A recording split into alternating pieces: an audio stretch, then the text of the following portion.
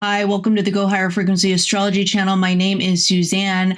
Join me as I investigate how the cycles are progressing with a focus on how we can use this energy more productively. Today, I'm going to be talking about the full moon in Libra happening on April 1st and how we're seeing a lot of pressure to end this war by diplomatic means because there's a limit to peace by strength, as everybody's already sensing.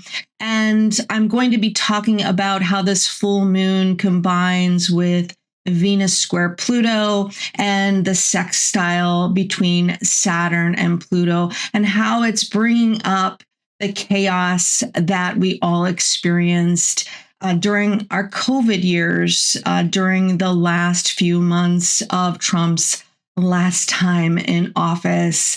So I'm going to include timestamps below. Feel free to skip around to the parts that interest you the most. This full moon is between the 12th and 13th degrees of Libra, making it an Aries degree ruled by an exalted Venus in Taurus.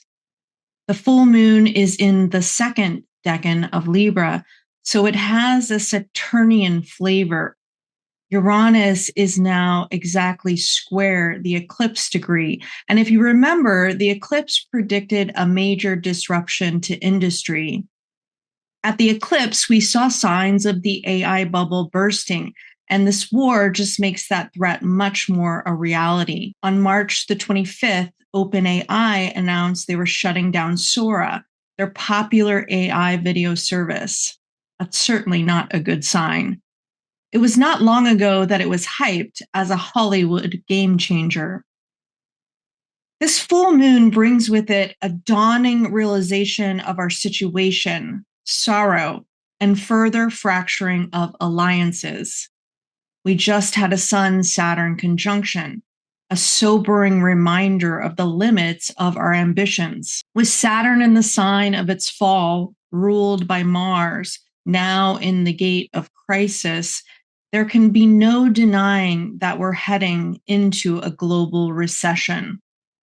Even if there are attempts to paint a rosy picture of our position in this war, not many people are buying it. Saturn has now moved into the second line of the gate of opinions, meaning there will be much more discrimination and distrust of our leadership. No matter the spin, one cannot argue with the reality we are starting to see more clearly on the ground. Mars in the second line of the gate of crisis means that support will be selective and only if it aligns with one's self-interest. Venus is strong in the sign of its rulership. It's in gate 27, line 2. So we are all now more seriously focused on gaining self-sufficiency. The need for material security is high. This war will impact each country's ability to feed its citizens. This is about survival. And Venus is approaching a square to Pluto. And we see that there's a buildup of tension already at our airports because of our budget impasse with ICE. We've already seen one major catastrophe because of the stress on our transit sector. So this really does impact our vulnerability here. And we're starting to see the tensions in this war. The additional funding request that has come from the Department of War is certainly not popular. The president's polling is at an all-time low. The third National No Kings protest will likely be massive. This narrative is further supported with the full moon placed around the Sibley's natal chart. The full moon falls near the Sibley's natal Saturn, and Mars is just past an opposition with Neptune. Pluto is now within 1 degree of the Sibley's south node. This full moon is highlighting the country's leadership as corrupt, deceptive, and punch drunk. Most certainly, this war will have serious consequences to our safety and our security. Saturn is also now separating from an opening sextile to Pluto. And this is related to the conjunction of Saturn and Pluto that we experienced at the end of Trump's first term in 2020. This conjunction happened near the end of the COVID crisis, which disrupted our supply chain, similar to what is happening with the flow of oil right now. I remember astrologer Anne Ortley saying that we may get another pandemic because Geminis always have to do everything twice. Well, not a pandemic. This is certainly a similar pattern repeating, but more egregious because this wasn't an act of nature, but a deliberate choice made by our president. People are starting to get really angry about the situation we've been pulled into by no choice of our own. Ryan Broderick from Garbage Day doesn't even have to bring up the current war to describe the collective mood right now. He says, there are plenty of structural problems that explain why everyone is so angry online right now. The pandemic was a mass disabling event and clearly stunted the lives of many young people entering higher education or the workforce in 2020. Far-right agitators have spent nearly 20 years turning pop culture into an ideological battleground that even includes, apparently, Cracker Barrel's branding decisions. And the oligarch-owned tech platforms connected virality to capital, birthing a new digital world where we can watch the ultra-wealthy live lives we can only dream about or gamble, literally now, on an algorithmic pool that might let us hop over the walled garden. The full moon falls on the human design cross called the cross of tension, and it's described as the good sense to take advantage of restrictions on short-term activity to assess the situation and restructure for long-term goals. The awareness that depth and its possible expression will face restrictions with the resulting taste for short-term projects.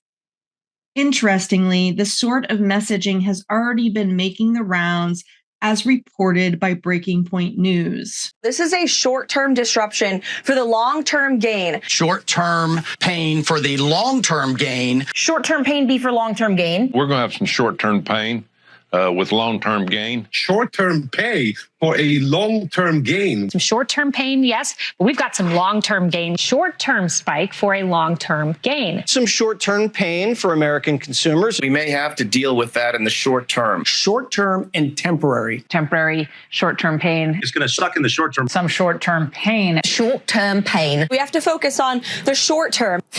Memo went out. The memo's out. People are now comparing this war to Europe's strategic error over the Suez Canal during the Saturn-Neptune conjunction that I had been pointing to in Libra.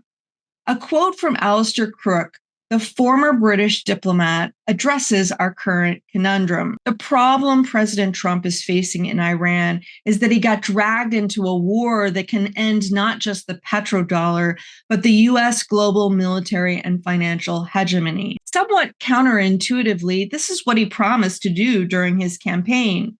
Regardless whether this is his fate or just stupidity, the options he has to escape are harrowing. Gideon Levy describes a similar pattern repeated by Israel right now. We have been in this scenario so many times. Never did Israel gain anything out of it. Here it really repeats itself. Detail after detail, identical. Again and again, and never learn, and always think that now it's the time, and this time it will be once and for all, and the only once and for all, as I wrote once, sorry for quoting myself, the only once and for all is the Israeli occupation. That's the only thing which is once and for all. It either becomes a self-fulfilling prophecy or a deliberate choice by those who want to manipulate the cycles behind the scenes for their own benefit. I have always been of the mind that people constantly underestimate Trump and that it's dangerous and foolish to do so. People keep expecting something logical based on a framework they are all used to operating from. And it's not about 3D chess or anything like that. But there is a certain strategy underneath that Trump is exploiting. Then there are others who also are trying to exploit Trump's weaknesses to suit their own aims. So there is a double deception going on. One should view Trump as the Gemini trickster he is, operating from a world he is used to operating from, a mobster-like mentality. He was born during a Sagittarius full moon eclipse. He thrives in chaos where he takes big risks. And this is exactly where his power lies. He distracts you by his behavior, so you mock him while he is playing you behind the scenes. He destabilizes you so he can gain the upper hand. He plays multiple people against each other. And when you become vulnerable and wish for stability, he'll offer you a solution, a protection, a way to fix the problem he has created, but it will cost you. Dr. Stacy Patton argues this point quite well in a recent newsletter. She says, reducing everything to he is dumb does two things. It underestimates the intentionality behind certain moves, and it overestimates how much competence it actually requires to wield power effectively in a system that already enables it. Sometimes what looks like chaos is opportunism. Sometimes what looks like ignorance is indifference to consequences that don't affect you or your constituency. And sometimes it really is a lack of depth, but paired with enough instinct and institutional backing to still be dangerous. We may be moving more cautiously during this time, but that certainly doesn't mean we won't be pulled into this escalating chaos. The nodes, which have not moved since early January, will start moving again after this full moon, right after Venus in Taurus faces off with the moon in Scorpio and Pluto in Aquarius. Around the same time on Easter Day, Trump will experience once again Jupiter conjunct his design Mars. This may be another confrontation with EU that we're already seeing, and Russia, since the first conjunction happened during Davos, when Trump threatened the EU with additional tariffs over Greenland, and he invited Putin to sit on his board of peace. If that board didn't sound ridiculous then, it sure does now. As I mentioned in a previous video, Trump has many of our allies right where he wants them now. He controls their fate. Will this sleight of hand maneuvering work to his advantage? It's really hard not to feel helpless as we watch these atrocities unfold and the complete disregard for life coming from this administration and Israel's administration. The callousness of our leadership and the impact of that leadership as role models for the rest of the world is dismaying. I pray that this type of leadership doesn't infect more and more people, and we won't keep cycling down the drain. But as John Stewart points out, previous president is he has got a public opinion, a large chunk of it, that is going to stay with him whatever he does. When he said he could shoot somebody on Fifth Avenue and his base would forgive him, I'm afraid it's true. I'm afraid it's true, but I also think that, look, the laws of Icarus will always prevail. And to be fair, he has lived a life of very little accountability for what could ostensibly be considered truly awful actions or irresponsible actions, whether it be through bankruptcies or through personal, let's call them foibles. Yeah. But he's never really been held to account. Look, you run out eventually. At a certain point, you run out. I can only hope that this acts as an urgent wake-up call that this type of leadership has got to go, and it is more definitive this time. We need regime change here in many aspects of our leadership. The leadership that we have today is leading us to nothing more than death and destruction. If there is a shock, let it be a healthy one that rids us of these shadow elements so we can start to build a better society, one that works for all of us and not just a select and very damaged few.